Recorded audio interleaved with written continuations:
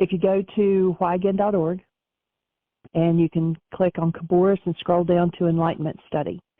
And even though some of the days we have, gone off, answered questions, and not really hit a whole lot about the manuscript, I've still listed them in the special shows on the Enlightenment Study. So today is number 13, and we are glad that you're with us. The listening audience has grown, and participation even in questions and things has increased. So we do appreciate you. And asking your questions, even if it doesn't have to do with the Khabouris or the Enlightenment, if we can support you in your work, that's what we're here for too. So we'll give Michael a moment to get onto the switchboard, and then I'm going to switch over and start the Podbean. And if you don't know what I'm talking about when I say Podbean, you can actually, if you go to the website, it will tell you that we have started doing podcasting on that Podbean. It's an app you can download on your phone. You can, if you click that you're following our radio broadcast, then it will actually send you a note and let you know when we go live. And so anybody that's already downloaded it, they'll get that notice, so it's kind of a reminder, and then they just click on the app and open it up, and they have the chat room. They have the option to click that they want to talk. So it's really a pretty cool little app. And it also picks up all of our broadcasts from Blog Talk Radio as well. So we're glad you're with us. I see Michael has joined us, so I'm going to say welcome, Michael. Thank you, dear heart. Does Podbean give access to all 5,000 shows that we've done over the years, or is it limited? The access is there. However, it only displays like 300 or 500 or something like that. I think I can increase it that it would display 1,000, but they said that the more you display on a page, the less that it seems to attract attention or whatever. But they can go back and pick up any of the archives. It just all the way to doesn't the show beginning. it on, Great. Right. It just doesn't show it on the display. You have to actually search for it. Awesome. So is it like, just so I understand it, you have to do a search for, or you just scroll back through older? No, it will not display but to 1,000. So anything beyond that, you would have to, I guess, type in a search for it. I'm not absolutely sure. Cool. Okay.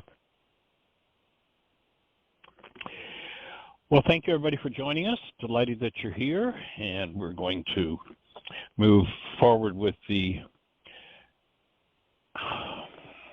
I hesitate to say study, because study is of the mind, and what we're looking to do is to get the mind out of the way.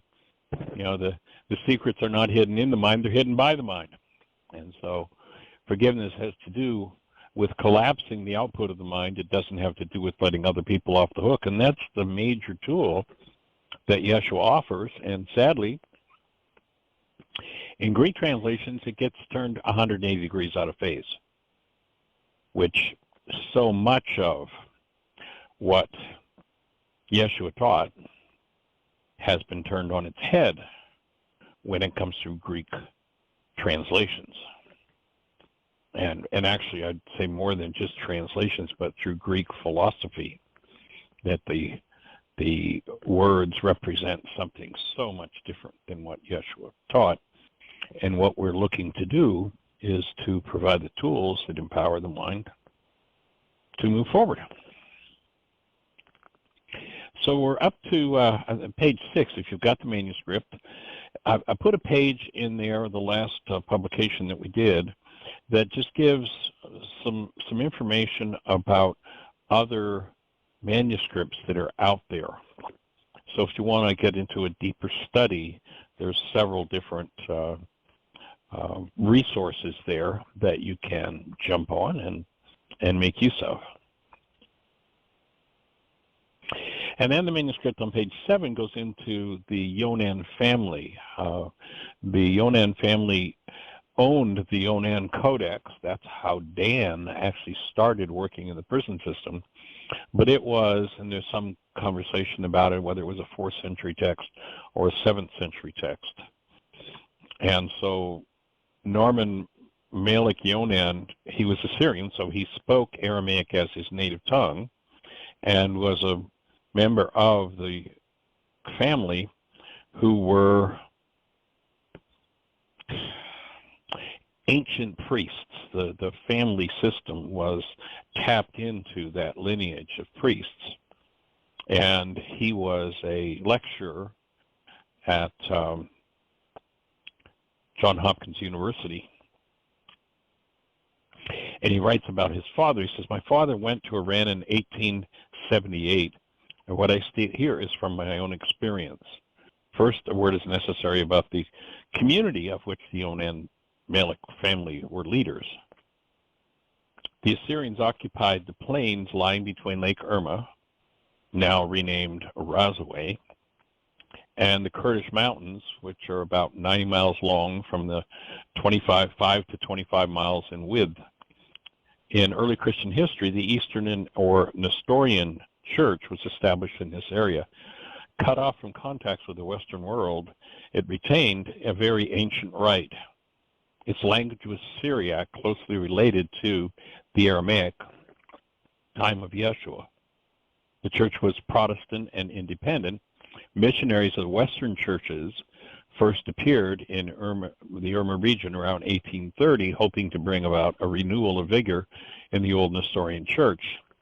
The new spirit that emerged from missionary activity was resented by some of the static elements of the Nestorian church, and of course that's always true, that the old doesn't want to give way to the new.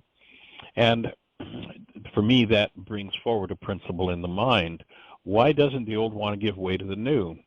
Because the mind, and I'll say wants, but the mind doesn't have a wanted. The mind has been structured to stick with what it thinks it knows. And so not only do these static elements happen in things like churches, but they happen in our own lives, in our own minds. And so this new energy brought forward what they called an evangelical Protestant church. Long before the missionaries arrived, the Malik Yonan family had earned a position of leadership in the Assyrian Nestorian community. With the appearance of more vigorous Western Christians, it was natural that from this family would come some of the outstanding leadership in the new church. Missionaries founded a college and a printing press.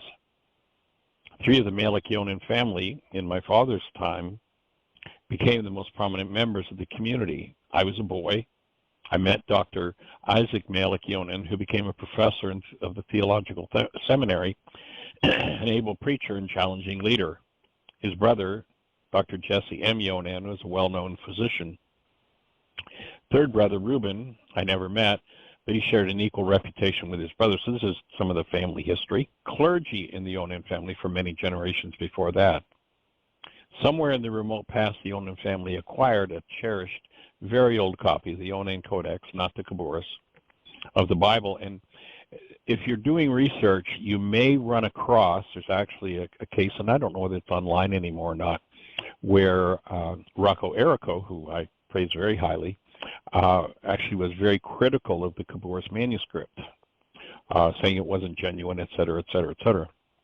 And what had happened, and I was involved in this personally with Rocco, what happened was that Rocco knew that the group in Albany, Georgia, and in Atlanta, Dan's group, had the Yonan Codex and knew it was dated somewhere between the 4th and 7th centuries.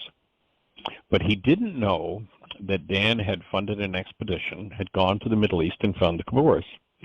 So when presented with some of the Khabouris information, he thought he was looking at the Yonan Codex, and so became critical of it and its veracity. I personally, when I was traveling with the Khabouris, stopped in Atlanta. Rocco and I had known each other for years. We'd worked together for years, and I was carrying the manuscript, and I brought it to him to inspect personally. And it was like, oh, well, this is very much like the codex that we were working with, a more ancient manuscript. And he realized that he'd been thinking that the Khabouris was the Yonan when he'd run across information about it. So we corrected that one. And Rocco shared with me that when George Lamsa passed away, they had the manuscript that they worked with, and I don't know much about that manuscript. It's not something I've really looked into deeply, but he said, you know, I would go out every week. We kept the manuscript in a vault in a bank, and he said I would go to the bank, and once a week we'd have a service, and I'd go and get the manuscript and bring it. And when George Lamsa passed away, he went to get the manuscript, and it was gone. It was disappeared, and he did not know where it went. The Khabouris manuscript, similarly, and I think I've got some information here about it. I'm not even sure now. But similarly, when Dan passed away, the family, actually the manuscript was given to the Syrian Orthodox Church, and there was a priest in the Syrian Orthodox Church who worked in a university in New York, and in return for, I had actually spent some time working. The manuscript needed repair. It needed maintenance, which is a costly proposition. I actually took the manuscript to people on both the East Coast and the West Coast, and we were looking at $500 an hour to do some maintenance on the manuscript, and we just didn't have the funding for it. And so we made a deal with New York University, and they were given permission to display the manuscript in return for doing some of the maintenance work that was done on it. They actually spent quite a bit of money, and one of the reasons why Dan had given the manuscript to the Syrian Orthodox Church was to protect it from his family. In the early days, when Dan started to do this work, he was a fairly wealthy real estate investor, real estate attorney. His family did well. They were from a legal family, his father, and I don't even know how many generations, but you know, they were doing very well. And he turned his attention to resolving crime and the issue of blockage of truth in America. He became alarmed at what was happening in government circles and such as a lawyer, and he turned his attention there, and in doing that he began investing in that work, which meant his family fortune kind of disappeared. His wife at one point, well, they divorced, but his wife at one point tried to have him put in a mental institution, saying he was crazy because he wasn't out doing real estate deals and making fortunes for the family. He was engaged in going into jails and bringing healing to prisoners in jail. And so his family was quite, what should I say, parts of his family were quite hostile to what he was doing.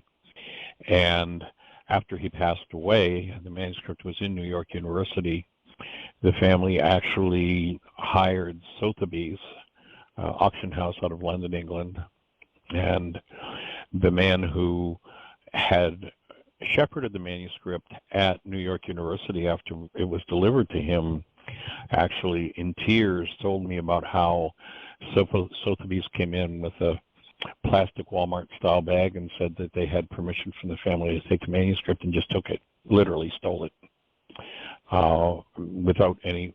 They said that they had permission, but there was no permission whatsoever from those who'd been given care of it, either the university or the Archbishop, of the Syrian Orthodox Church, or myself, who had custody of it before it went to New York University. So Sotheby's came in and just walked away with it, and it was turned over to me to deal with, and I went back and forth with Sotheby's. Just, it was crazy time and the communication, and finally Sotheby's, seeing that this was going to be a lot of legal wrangling, that they were in the potential for being in hot water around it, they just dropped the sale of the manuscript. They had advertised it, they had picked it up, and they were getting ready to sell it, and they dropped that whole thing. And they then sadly turned it over to the family members who, what should I say, we had several rather intense exchanges around what they were doing with the manuscript. And basically the reason why Dan had given, at least the reason he shared with me, why he'd given it to the Syrian Orthodox Church was to protect it, knowing that his family would just be out to sell it and want the money. So that's what they tried to do, and Sotheby's ended up, because it was the family members or member that had connected with Sotheby's and set that theft up. And I call it a theft because, at least my take is, that's exactly what it was. And the family members, Sotheby's gave them back the manuscript rather than taking it back to New York University where it rightfully belonged. They gave it to the family, and the family just disappeared it. And for a couple of years, we had no idea where it was. We have tracked the sale that they did. And if it ever comes back to the point where we have the funding, we do have high-res images of it, so the translation work can go on if the funding ever shows up to bring the translation work to the next level. You know, the original translation work done back in the 70s, there were 25 of the world's top Aramicists who were working on the manuscript, and the project ran out of money, and we've been working with the translation work that was done back in the 70s to this date. And of course, with the forgiveness work being the key element that had been twisted around by the Greeks, to me it's like that's really all we need. If we could restore actual first century Aramaic forgiveness to every mind, heart, and being on the planet, all of the ills of the world would be resolved. All of the ills regarding humans. Divorce, conflict, starvation.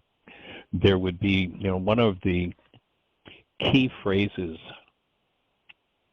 in the ancient Aramaic Beatitudes has to do with just and fair behavior.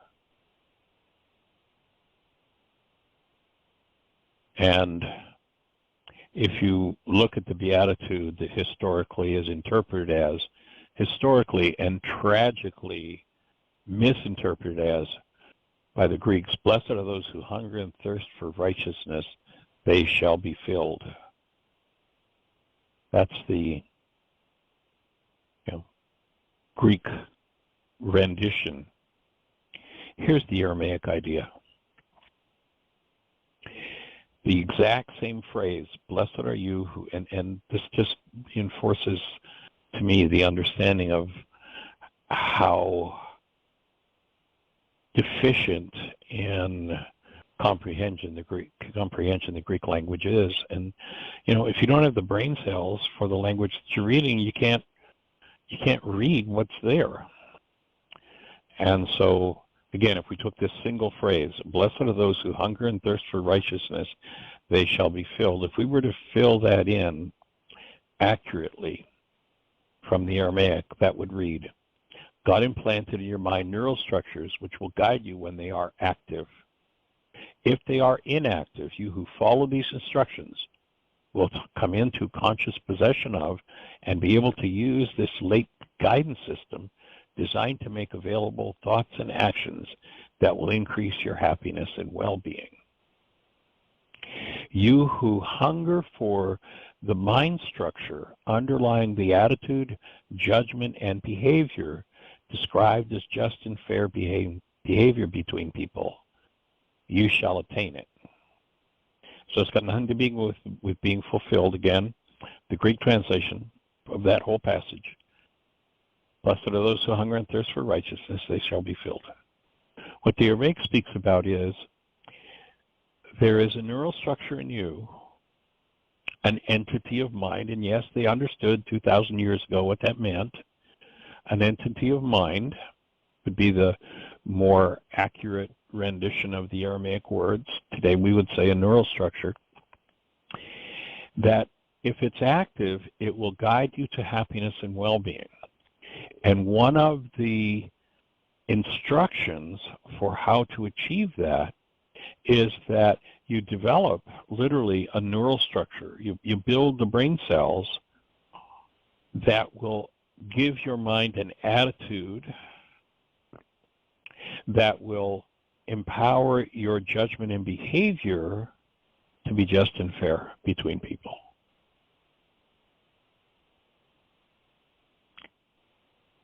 And Dan, understanding that just and fair was not what his child was about, took the manuscript, attempted to preserve it, but unfortunately it disappeared. And I hold that if a point comes where we ever come up with the funding to continue the translation, again, we've got high resolution images, so we don't need the physical manuscript, but I think the people who now hold title to the manuscript, or at least I hold they will be if we ever get to approaching them to take this translation work to the next level, that they'll be as interested in accurately rendering the words of that manuscript in English today. But this particular passage, or this particular element of the Beatitudes, there's a story about the Zen master who's standing in the middle of the river, and a chela, a student, comes out and says, "Master, master, what do I need in order to, achieve what you're wanting to teach us?" And the master grabs this guy by the scruff of the neck and stuffs him under the water and holds him there and holds him there and holds him there until he's spasming right on the verge of drowning. And he pulls him out of the water. And he says, "You're going to have to want the next breath. You're going to have to want what I'm offering you as much as you wanted your next breath." In order to get this neural structure that will guide you, the benefit, the practical benefit in your life is it will guide you to happiness and well-being.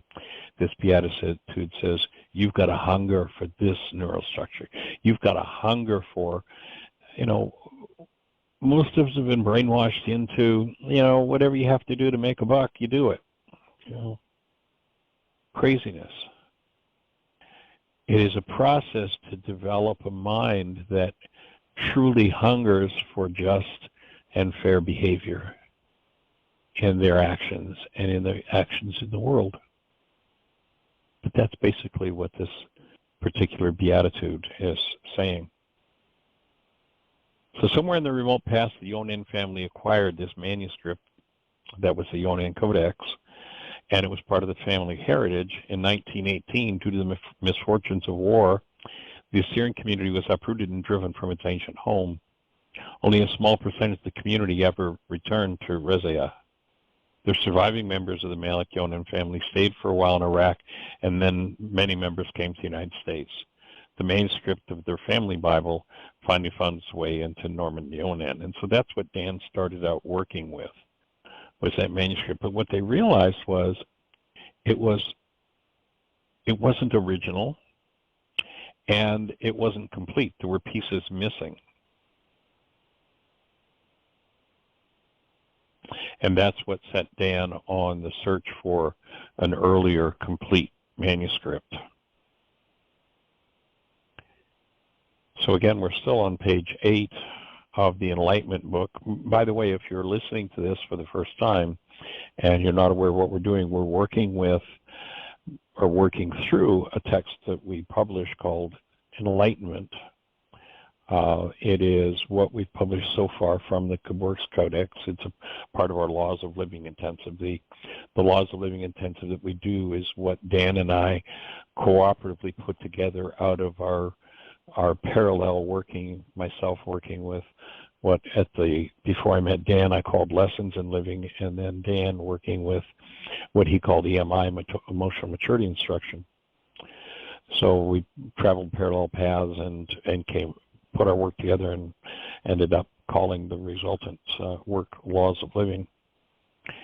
So the foundation of Laws of Living is this manuscript, the Khabouris. And this text that we're working with, the Enlightenment text, is a part of that course, and it's something we publish independently of that. It's a text that if you go to our website, whyagain.org, you can order from the website. It's $25 plus shipping, and the shipping program, I think, adds something like $8 to the shipping of the manuscript. However, if you would like a copy of it, we can't have you order it from the catalog because it automatically adds shipping, and we can't control that. It'll charge you shipping. However, if you go to our website, whyagain, whyagain.org, down at the bottom of the page, you'll see a button that says Donate. If you go to the Donate button and you donate $26, we'll pay the shipping. The manuscript's $25. The payment goes through PAL, and they take a percentage of it, so that extra dollar almost covers what PayPal takes, and then we'll pay the shipping of the manuscript to you. If you choose to do that, please put your name in that you're looking for the Enlightenment book and your address, so we'll know where to send it. And within a day, we'll make sure that we ship that out to you, so you've got it in hand. So toward the bottom of page 8, well, let me just ask, seeing as how we're about the halfway point, checking in, Miss Jeannie, do we have anybody in the phone queue with a hand up, or anything happening in the chat room, or any thoughts you have to add at this point? We do have a hand up, but I'm not sure if she's still got her hand up from where she talked to Dr. Tim or not. So it's Celinda, 541, you're on the air. Welcome, young lady. How are you? Hello, fine. Miss Celinda. Are you? Awesome. Because I'm here. I had to get over to the phone. How are you? Welcome. Good to hear your voice. What's exciting in your world? Oh, it's all pretty exciting. All I have to decide is, all I have to notice, not decide, is whether my excitement is based in love and joy and peace, or is it based in fear and resistance and whatever else goes along with all those. Powerful insight. Yes. You were talking the other day about understanding, and I had some sharings to share with you about how I have come to understand it in relation to, I have come to the awareness that for me, understanding is a heart issue. And I connect it to the Amen and the ground upon which we stand. And so my understanding is much deeper than how most people use the word. And I say deeper in relation to being a heart issue, which I would use comprehension for. And so it doesn't happen in the mind. My point the other day was, it doesn't happen in the mind. It comes from being. That's the only place understanding exists. The mind cannot. A computer can't understand anything. Neither can the mind. It can spit out what it's got, and it can look like understanding, but it's not possible. It only comes in the experience of being. Yep. And it's a connection of the Christ mind for me, in connection with the Mother Creator, which is the heart and Ruha, and that the Kuva and the Rahma are how I relate to the intelligence of Creator, and then the understanding is a heart issue, wisdom is a heart issue, all of those things for me. And it is an artificial distinction, but they're metaphors that help me unite the whole thing. And then the Holy Child, which is me in form as I go out and express my purpose in life in this physical dimension. So I just wanted to share that with you, and I appreciated the expansion you did on it and the metaphor of the computer. That was really helpful. Sweet, awesome. Anything else on your mind for today?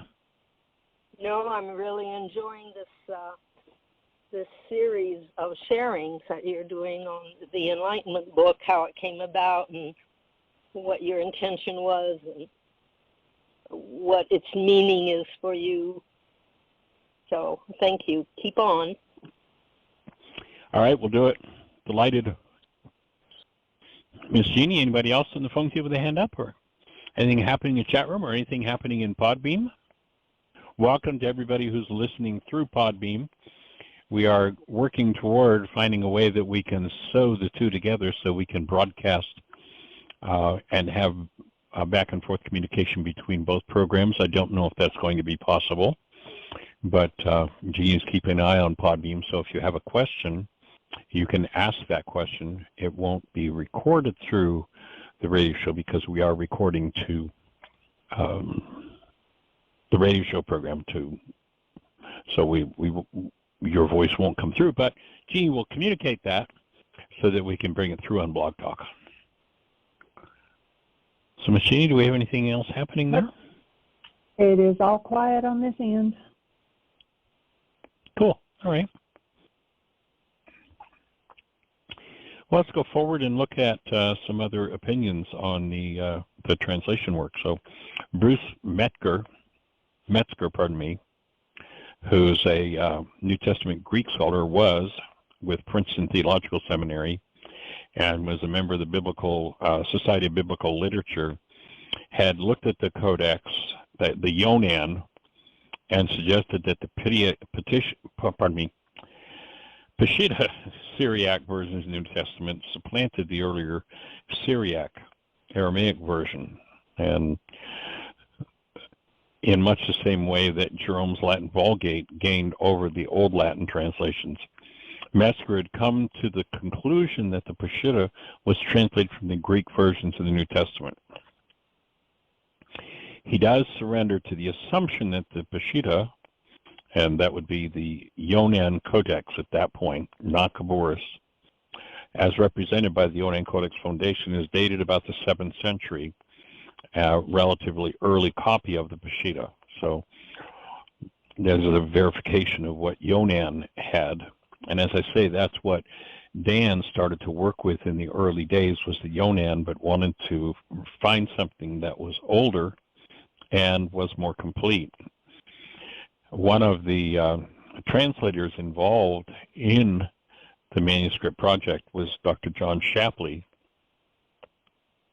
and he was a professor at Catholic University of America. And as he looked at the Codex and the Khabouris, his summary, his statement about the manuscripts was, it should be remembered that the Syriac or Aramaic canon of the New Testament must have been already established before the Christological disputes of the 5th century divided off this first so-called Nestorians and then the Monophysites. For both these churches, despite their other disagreements, which eventually led to divergences, they had the same New Testament. Since, as this shows, the Syriac Aramaic New Testament clearly antedated the 5th century disputes, a whole New Testament, like the one presented by the Yonan Codex Foundation, could be written at an early date. Because this codex is apparently our first such whole New Testament, it becomes invaluable as a primary source of text criticism. So Shapley was one of the 25 translators who worked on the manuscript originally, and I'm not sure, Ginny, if one of the pre-recorded shows that we played shared this story, but I'll share it again. To me, it was humorous, and for me, it's kind of like a sweet memory of Dan MacDougald telling the story of one of the conflicts that came up around the translation work. What Dan would do, he would send, again, he was an attorney, and he used the rules that the American justice system had established for determining the veracity of information. Does this get into testimony or not? And so the word neighbor was in dispute. When Dan sent a word or a passage out to be translated, if everybody agreed, then that was accepted. If there was disagreement, he would send it out, he would send it out, he would send it out, until everybody came to agreement. There was a man named, he was a priest. Marshuman? Actually, he would have been Marshuman. Yeah, he would have been the equivalent of the Pope of the Church of the East. He lived in Chicago. He had been exiled from the Middle East, from his home, with all the crazy political stuff that went on there. And he was kind of like Dan's tiebreaker. That's how Dan referred to him. He very affectionately referred to Marshuman, and he would say that Marshuman was older than God. That's how old Marshuman was. But Aramaic was his native language. So if there was a passage that they couldn't break the conflict on, he'd go to Marshuman. And he would tell me stories about going to Chicago to see Marshuman. And Marshuman, being older than God, still drove. And he'd tell about the harrowing driving experiences with Marshuman. But the word neighbor in Aramaic, they find established through Marshuman's confirmation, is not a physical word like we use the word neighbor as the person who lives next door or 3 blocks over, or they live in the neighborhood. But that's not the meaning in Aramaic, and Shapley kept coming back with that meaning. And the other translators were coming back with the word being actually a mental word. If you were mentally near, and in Aramaic, the word neighbor, best understood in English, would mean anybody that you think about. So if there was anybody in history, you know, living or dead, somebody you thought about that you'd heard about from 10 centuries ago, or someone that you didn't know who lived on the other side of the world, if you thought about them, they were your neighbor. So it was mentally near, not physically near.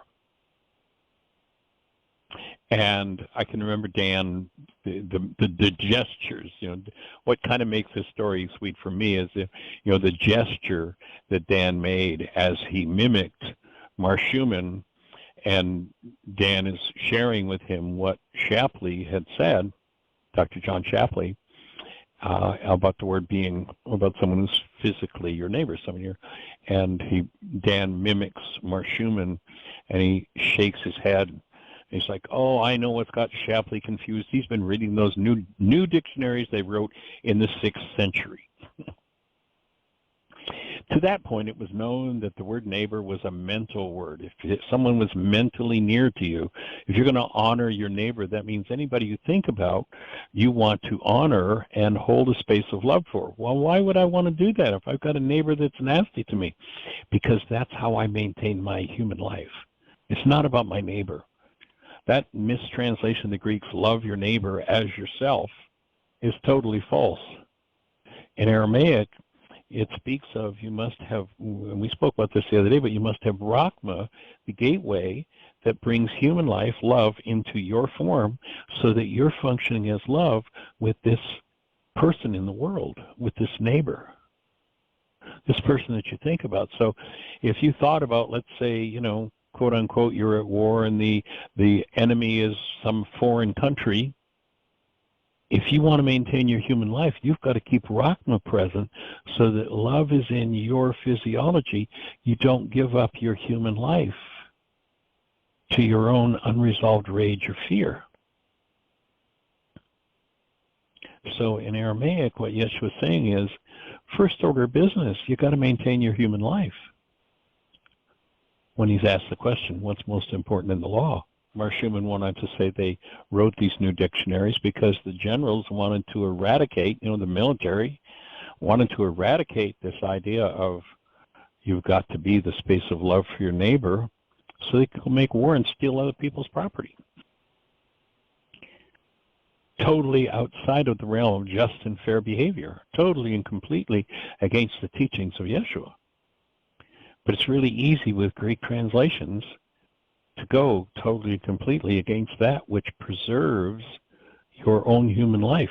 People do that, for instance, with their own children. They lose their human lives. That is, they lose the experience of the presence of love in their own physiology when their children do things that arouse rage or fear in them. And the first order of business is you've got to forgive as too. If your children do a behavior that arouses rage or fear in you, You need to do the work of removing your rage and fear so that you maintain your human life. This is the first order of business. Remember, Yeshua doesn't say, I come to bring you religious dogma or religious doctrine. He says, I come to bring you life. I'm here to show you how to maintain your human life. In a world where most everybody's lost their human lives to the rage and fear of their generations and of their cultures. And the variations on the theme of hostility and fear. You know, someone who, let's say, sees the drunk in the gutter has disdain for the drunk in the gutter. Disdain has displaced their human lives in their own minds.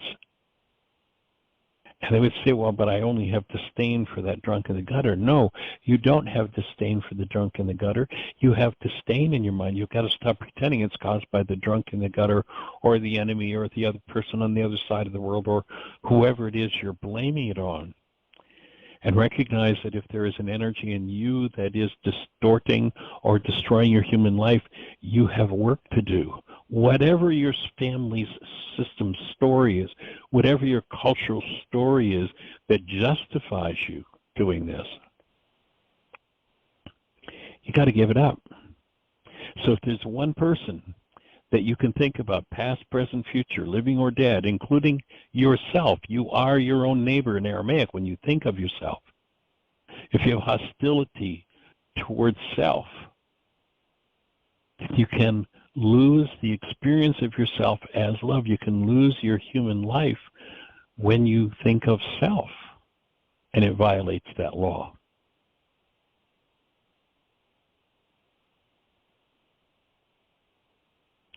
So resolving the definition of the word neighbor was an interesting project with Dan, and a story that he would tell with great animation.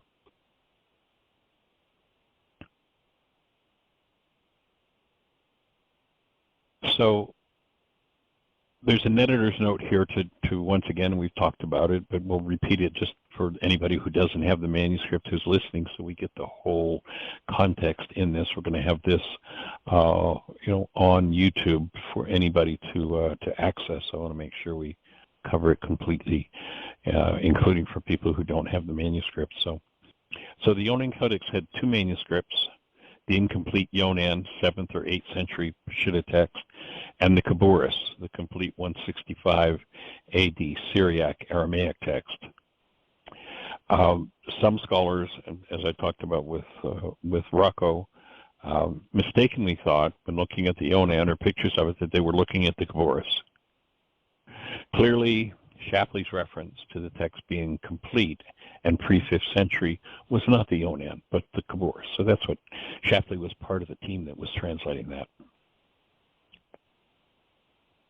A gentleman named Philip Hittai, who is a professor at Princeton University, after examining the Codex, said, "It is a genuine piece on parchment written by a professional scribe who evidently approached his duty with a religious attitude of mind and did a magnificent job of the calligraphy." Again, you can go to our website and whyagain.org/Khabouris, and you'll see all 515 pages of the Khabouris we've got. They're not the high-resolution images, but there are images that you can get a good sense of, and especially the pages where the vowel markings are in red. It's just beautiful. So he talks about it is probably a 5th century, and that would make it one of the oldest, if not the oldest, surviving manuscript of the entire Gospels, with the exception of the first and last folios, which have been rewritten. So the first and last page have been damaged. And George Lamsa, who was born in the Middle East in Kurdistan, wrote, "A few years ago I had the opportunity, as you know, to examine your MSS, that is the Yonan, at considerable length. It has nothing to do with the later monophysite versions, which were made in the 5th and 6th century AD. The Peshitta text precedes not only the other versions which were made in the Near East, but also the Aramaic liturgies and other literature. The fact is well known to all competent scholars and students who are familiar with the history and the rise of the expansion of Christianity in the East. The fact that the Peshitta's originality and antiquity are upheld by the Nestorians, Chaldean Roman Catholics, Jacobites, and other Christians in the Near East proves beyond a doubt that the Peshitta text was made before the birth of Rabula, the Bishop of Edessa. Had Rabula made new versions of the New Testament in his day, that is to say, in the early part of the 5th century, the Nestorians and the Chaldeans never would have accepted it. This is because Rabula was excommunicated by the Church of the East. On the other hand, Rabula was one of the hundreds of bishops of the Church of the East that could not have undertaken the task of translating the Bible without patriarchal sanction. There's nothing in the history of the Church of the East to show that any translation has ever been made. So, on the other hand, there was no record that Rabula had ever made a translation or even a revision of the New Testament. What Rabula did was this: he altered a few words in order to harmonize some of the doctrines of this church with those of the Byzantine Church. That fact is known to all monophysites. The Peshitta New Testament in Aramaic was in common use for more than 60 dioceses in the Middle East, India, and the Far East prior to the excommunication of Bishop Rabula. In Rabula, the word Rabula, his name, is the root in our language today of rabble-rouser. He was a troublemaker, and basically he stirred up a lot of trouble trying to change the meanings of words, destroying Aramaic texts in order to substitute his church's interpretation. And, thinking today, I read yesterday the introduction to one of the modern churches that admitted changing scriptural ideas to harmonize with their evangelical beliefs. So Rabula was basically doing that, and I guess he was not very gentle about it. He was a rabble-rouser. He was a troublemaker.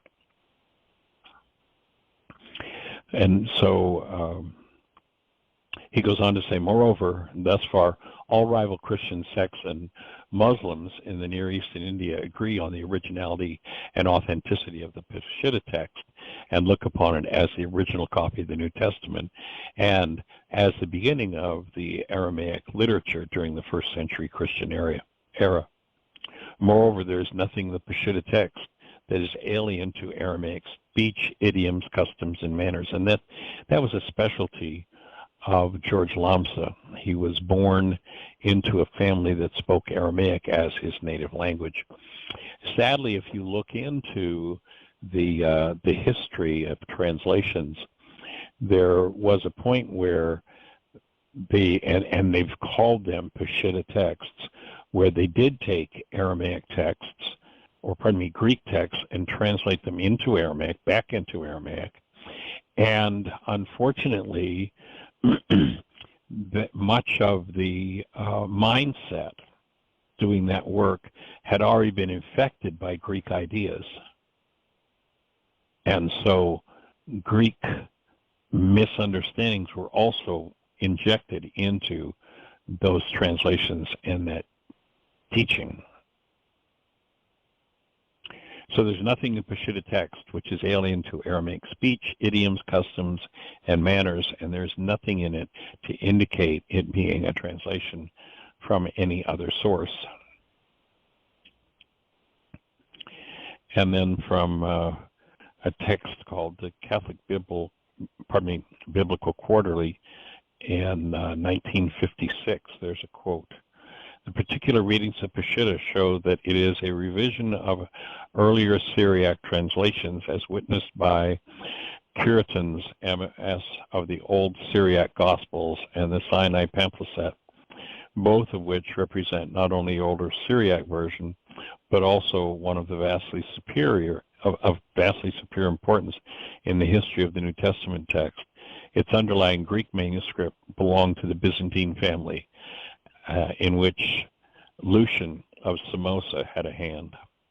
So it's just some of the history that we've put in here in order that you might have a taste of the foundation. And again, my objective in this, what I've worked with in working with the Aramaic over the last 40, I'm not even sure now, 43, 4, 5 years now, is to work toward dissolving the Greek brainwash that I was fed on as a younger person, and being able to think in English in a way that most closely approximating it, training my own mind to be able to formulate or construct perceptions that as closely as possible match the Aramaic. And when you do that and then you follow the instructions from the Aramaic, what happens is you get to live in a way that you're out of your mind. You're not looking at the past in the mind to understand or interpret anything. You're living in the present as a human being in contact with the actuality of the creation in which you live, move, and have your being. And you have a mind that has information. Some of it's good, some of it's not so good, and it feeds you information. And to me, one of the standards is you recognize that if your mind is feeding you something based in hostility or fear, that hostility or fear means that your mind is using corrupt data at that moment, and it's incorrect. Whatever it's telling you, it's incorrect. And when you find your mind is feeding you something that's incorrect, you enter into the forgiveness process to remove that which is off base. And so, Ms. Jeannie, I'll just check with you once again and see before we move into this next section if we've got anybody with a hand up, a thought, a question, anybody need any support with any of the tools. No hands are up. All's quiet. All right. Well, then we're going to head into page 11 where Marshuman writes an introduction to the text, and it's rather simple. It just says, "Gentlemen, I'm grateful for the Foundation bringing into English imagery many of the understandings of my faith, too long obscured to the West by the nature of my native Aramaic." So again, Marshuman lived in Chicago. He had escaped persecution in the Middle East, and he was Dan's go-to person when he needed clarity and clarification of the subtleties of the language. And so then the text goes into dedications. And we're going to go through the whole text so that anyone who listens to this and doesn't have access to the text itself will have access to everything that we're utilizing as a foundation for where we're moving. So there's some dedications, much of it written by Dan MacDougald himself. And Dan, by the way, he was a military man. As a young man, he ended up in the military, World War II. He was in the Navy. And just to give you a sense of the kind of mind that Dan had, aside from being a legal scholar, Dan was an officer in the Navy, and I'm not even sure exactly where in the process this happened, but the Navy did IQ tests on everybody that was, and I don't know for sure whether it was all of the officers in the Navy or it was all of the enlisted men and officers, but his IQ test showed him to be literally, he had the number 3 IQ score in the whole of the Navy in World War II. So that's the kind of mind Dan had. He was just, he was magnificent. So this work is dedicated to the efforts and courage of Dr. Norman Malik Yonan. As a native speaker of the Aramaic language, one of the foremost Aramaic translators of his day, and a devout follower and practitioner of Yeshua's teachings, He devoted his life and fortunes to clarifying the understanding in the West of the truths of Yeshua, the Nazarite. Dr. Yonan's ordeal and efforts were met without support or encouragement. The intellectuals of his time were unable to grasp the intricacies and uniqueness of his Aramaic language. He was living testimony to the adage, truth is not enough to guarantee acceptance. You must be popular with your audience. Born into the Aramaic language of a noble Assyrian family in a small town located on the shores of Lake Urma in Azerbaijan in Iran, the language of Yeshua was a natural for him. Unlike those of us in the West, he did not have to change his views or understandings of life to understand Yeshua's teachings. We don't have that blessing. We must learn a new way of thinking. We need to be freed from our modern minds and learn to think in the old ways to understand Yeshua. This old way of thinking is not referring to the thinking of a few hundred years ago. It is the understanding of the words of almost 2,000 years ago, pre-Constantinian and Semitic in nature. To be more exact, Dr. Yonan and the work of the Foundation scholars over a 50-year period brings us these rediscoveries. Yonan was not popular because he rattled the cages of conventional wisdom, the very wisdom that had failed to sustain the law, thereby undermining the ethics and the morals of Western culture. It is our fervent hope that this presentation will initiate the favorable acceptance of the practice of his findings, which are long overdue. And then there's a tribute to Dan and a little bit about his history. So Dan MacDougald Jr., JD, is a lawyer, was the guiding force that conceived, developed, promulgated, and nurtured this pioneering project. Dr. MacDougald was single-minded in his love and concern for his country and her people. He saw that this great nation was coming apart at the seams, and as a result of the loss of understandings of the wisdom of the ages as practiced by Yeshua, he decided that we only needed to find Yeshua's true teachings. Dan sacrificed his prominent career, his substantial family fortune and reputation, as well as his personal life for more than 50 years to bring this effort to fruition.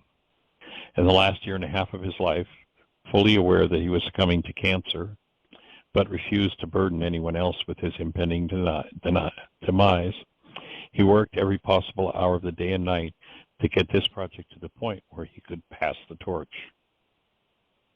This was written by one of the bishops of the Syrian Orthodox Church that Dan passed the manuscript to.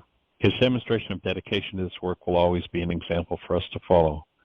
We watched in awe how, for the last 13 years, he invested his life and energy without hesitation or reserve into this project, while continuing to care for his beloved wife, June, who is severely afflicted with Alzheimer's syndrome. Dr. Dan MacDougald was declared a martyr of the Church. We celebrate the gift you've given the world out of your dedication to bringing forward the accurate teachings of Yeshua from his native Aramaic language. You'll be truly missed by all who had the high privilege and honor to know and work with you. Death in Aramaic, meaning present elsewhere, means present elsewhere. And we ask Dan for your continued attention and support in helping and ensuring the integrity of this project. Blessings to you on your eternal journey, Dan. So in part that was written by me, and in part was written by the Bishop of the Syrian Orthodox Church. And so that completes our time for today. The Blog Talk system has whispered in my ear that our time is up, and so it's going to cut us off. So I'm just going to say thank you for joining us, and pass on the links to this presentation. There is a page. I think this is our 12th day of study. I don't know how many days